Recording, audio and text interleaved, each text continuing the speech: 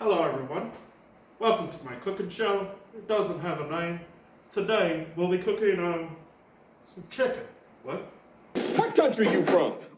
What ain't no country I ever heard of? They speak English and what? Welcome to my cooking show. It ain't got no name. Now today we cooking something basic. I ain't gonna make no jokes about your girlfriend. Not today, but she basic.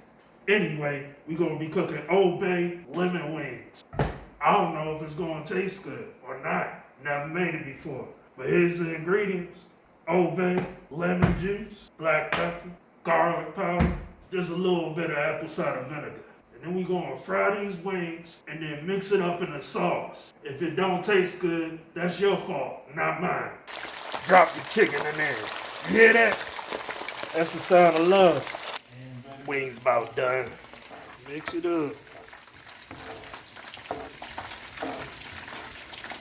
Now these wings naked like a beautiful lady, but we're gonna go ahead and put the bikini on them by putting them in the sauce. Mix some bad boys in the sauce, man. Stop playing with them. Put them in the sauce. Put them in the sauce.